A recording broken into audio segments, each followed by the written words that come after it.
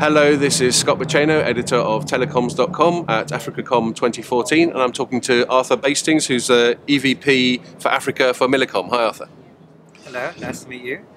You too. So I gather you were on a panel earlier on discussing the relationship between telcos and OTTs, and I'd like to ask you about that in a second. But first, I'm just wondering, because I know Millicom is involved in quite a variety of areas of business, could you just give us an overview of Millicom? Yeah, I think at Millicom we see ourselves as a convergence player. So we started in Africa 25 years ago. We've gone through the whole cycle of voice. Right. We're now sort of entering the big brave world of data. And actually as an organization we have embraced that whole world by sort of saying that we want to participate in that, not just as a mobile operator, but also through other products and services. Okay. So at the moment we have a big presence in the financial services world. We are developing our entertainment offering. We've made big investments through Africa Internet Holdings, which is our e-commerce vehicle in Africa, where we have a variety of various e-commerce offerings. We just recently launched our technology incubator in Rwanda. We recently bought the national banking switch in Rwanda. Basically, we're very participative in sort of the broader world of ICT.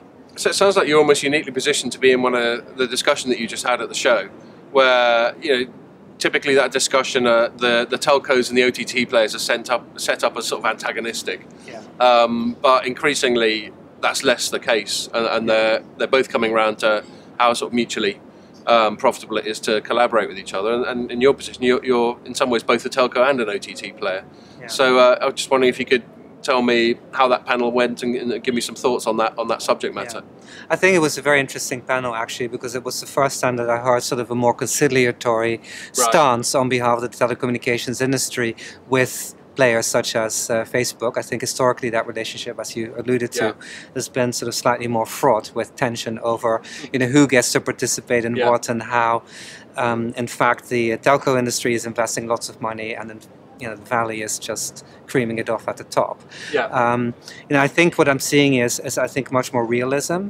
I think that as the industry is embracing the realities of the African market and the African consumer base and their desires in terms of the internet, I think it's very obvious to everyone that that Facebook in particular, I think, is a great entry point for customers in Africa into the internet space. And so partnership in the interest of sort of driving internet penetration, smartphone take-up, etc., I think really is in the interest of everyone. I think that's what we really saw this morning. A little bit of a love fest. Okay, so there's sort of signs of meeting in the middle. I think so. That's good news. Yeah. And just wondering also if you could elaborate a little bit more about Africa specifically, the operations of your company in Africa, and any other thoughts you have about the African sort of telco and internet market. Yeah. I think what we're seeing is we're coming out of a long cycle of investment in voice. Millicom has been a participant in that. Dare I say, maybe in the latter years, not as active. We see now the shift in consumer behaviors firmly towards data and the internet. We see this as a great opportunity to introduce ourselves in a different way, in a new way, with different products and services. That's what we do. Within our African portfolio, we're very focused on sub-Saharan Africa, so that's a very particular sort of subset of markets. We actually see some markets evolving very rapidly already towards internet. To give you a sense of that, we're selling 40,000 smartphones a month in Tanzania, where last year we did 30,000 a year.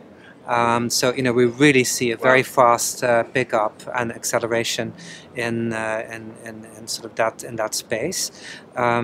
And we're generally quite happy, with that development.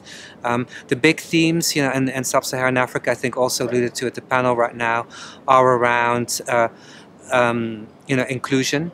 So rural coverage. So whereas I think the industry has been very good at sort of covering the main cities and urban areas of most of the countries there. I think there's now a greater focus on, okay, how about the next 20% or the last 20%? That's a conversation topic.